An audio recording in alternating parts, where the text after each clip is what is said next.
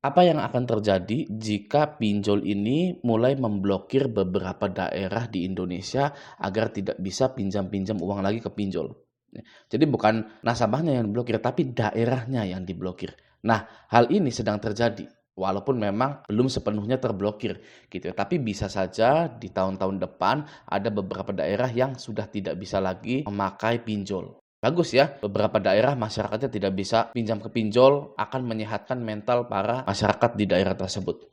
Nah, berita ini saya dapatkan dari kontan.co.id ini. Oke, langsung saja kita baca ya. Nah, di sini judulnya, ini kata pengamat soal pendanaan fintech lending keluar Jawa turun pada Juni 2024. Nah, dari judulnya sudah bisa kita simpulkan bahwa pinjaman di luar Jawa ini turun karena mungkin DC lapangan yang nggak ada, atau tidak dekat dengan kantor, mungkin karena penagihannya tidak terjangkau, atau lain-lain. Nanti akan kita bahas, mungkin ada jawabannya di sini. Gitu ya. Nah, bagi Anda yang masih rawat-rawat pinjolnya dan di luar Jawa, harap hati-hati. Ya, jangan sampai Anda bela-belain pinjol, gak ada sertifikat tanah, gak ada BPKB mobil, gak ada BPKB motor untuk melunasi pinjol, tapi pinjolnya sudah mulai stop atau bahkan memblokir daerah di luar Jawa. Ya, oke ya. Nah, ini beritanya diterbitkan pada Senin 2 September 2024. Itu masih sangat fresh sekali gitu. Oke, kita baca sebentar ya di sini ya. Nah, data statistik dari Otoritas Jasa Keuangan (OJK) mencatat bahwa penyaluran pendanaan fintech peer-to-peer atau P2P lending kepada peminjam atau borrower di luar Jawa mencapai 6,19 triliun pada Juni 2024. Nah, angka ini menunjukkan penurunan sebesar 0,96% dibandingkan dengan penyaluran pada Mei 2024 yang mencapai 6,25 triliun.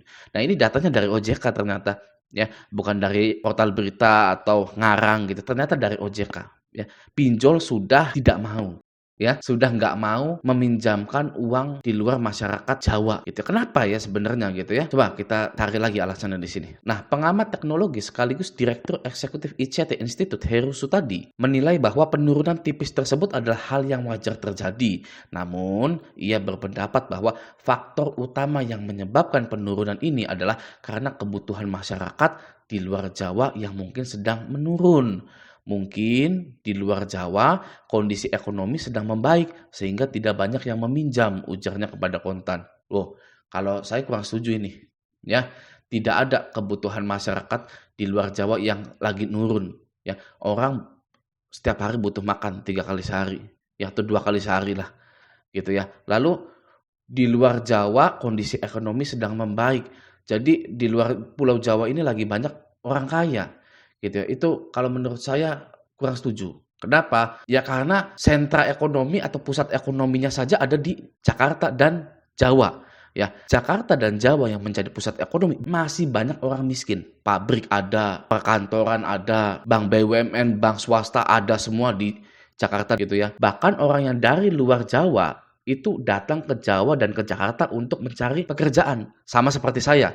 Ya sama seperti saya juga dulu itu ngerantau ke Jakarta. Kalau ada yang bilang, oh di luar Jawa nggak butuh pinjol karena lagi banyak orang kaya nih. Kalau di Jawa banyak yang miskin gitu kan. Sedangkan berita terbaru adalah banyak yang di PHK dan masyarakat kelas menengah itu turun jadi masyarakat miskin. Ya sampai-sampai ojek online pun demo gitu. Ya barangkali saya salah ya mohon maaf ya. Tapi saya kurang setuju sih pendapatnya seperti ini. Kalau menurut saya yang paling pas itu pinjol mulai stop mencairkan dana kepada masyarakat di luar Jawa. Oke? Nah, selanjutnya, Heru juga menyebutkan bahwa penyaluran pendanaan yang masih relatif kecil di luar Jawa bisa disebabkan oleh infrastruktur digital yang belum merata di seluruh Indonesia. Nah, ini infrastruktur digitalnya aja belum ada, ya, belum merata di seluruh Indonesia. Bagaimana sebuah kota menjadi kota yang maju ketika infrastruktur digitalnya itu belum merata, belum bagus. Gitu. Jakarta infrastruktur digitalnya sangat bagus sekali, tapi masih banyak orang miskin. Gitu. Oke. Nah, selanjutnya akibatnya akses masyarakat di luar Jawa terhadap layanan fintech lending masih belum maksimal. Selain itu, jumlah penduduk yang lebih banyak di Pulau Jawa membuat fintech lending lebih fokus menyalurkan pendanaan di Jawa dibandingkan luar Jawa. Kalau jumlah penduduk di Jawa lebih banyak, maka yang lebih banyak gagal bayar pun pastinya di Pulau Jawa. Tapi kenapa tidak diberhentikan di Pulau Jawa? Ya, tidak diturunkan di Pulau Jawa.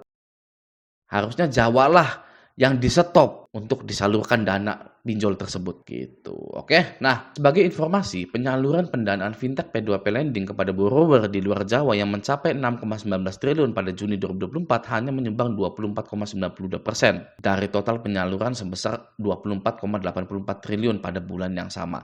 Artinya, penyaluran di luar Jawa masih relatif kecil dibanding dengan Pulau Jawa yang mencapai 18,64 triliun. Bukan penyaluran di luar Jawa masih relatif kecil, tapi memang sudah dikecilkan ya. Kalau masih relatif kecil itu dari dulu ya, masih relatif kecil gitu kan, tidak sebesar Jawa. Tapi kalau sekarang pendanaannya diturunkan. Nih ya. Nih, angka ini menunjukkan penurunan sebesar 0,96%. Ini dari OJK-nya. Gitu. Oke. Nah, sekarang kita sudah tahu bahwa pinjol-pinjol ini sudah mulai menurunkan penyaluran pinjamannya, yang artinya keuntungan semakin kecil. Oke. Sehingga yang kita tunggu-tunggu yaitu kiamat pinjol ini akan segera datang. Walaupun memang butuh bertahun-tahun, tapi ada progresnya walaupun sedikit demi sedikit. Ya, kita juga tahu bahwa banyak pinjol yang berguguran. Tahun ini pun ada 3-4 pinjol yang berguguran. Yang artinya juga tren gagal bayar di pinjol ini naik, keuntungan menurun, sehingga banyak yang bangkrut. Lalu pertumbuhan industri fintech P2P lending ini menurun, ya, bukan ke atas. Ya, kalau pertumbuhan suatu industri itu ke atas, maka makin banyak cabangnya. Kalau tidak banyak cabangnya, bahkan banyak yang tutup, ya sudah, itu kayaknya sih mau kiamat. Ada contohnya tuh, Mixu. Walaupun beda jauh ya, Mixu dengan pinjol itu beda jauh gitu. Mixu kan beverage ya, F&B gitu kan.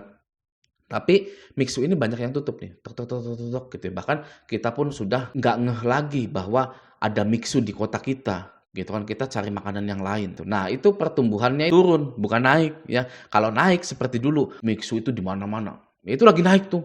Ya kan, segala ruko kosong itu pasti dijadikan Mixu. Ya karena lagi naik sih. Nah, sekarang pas sudah turun ya sudah. Ya, Mixu itu sudah tidak ada lagi di kota-kota Anda, walaupun masih ada 1-2 lah gitu. Oke. Nah, jadi jangan patah semangat ya. Kita ini harus tetap semangat menjalani hidup kita. Bahkan kita itu harus melupakan ya, melupakan pinjol kita yang sudah kita galbaikan itu. Kenapa? Karena hidup ini bukan hanya masalah pinjol saja, tapi banyak masalah-masalah lain yang harus kita selesaikan ya. Masalah pinjol Anda itu selesai ketika Anda galbay. Oke, sudah selesai itu ya. Apalagi yang mau dipikirkan? Ada asuransinya. Ya, pinjol itu ada asuransinya dan resmi. Ya, di SE OJK atau aturan OJK terbaru yang diterbitkan tahun 2023, OJK telah mengatur bahwa pinjol itu harus menggunakan asuransi agar resiko pendanaan itu teratasi.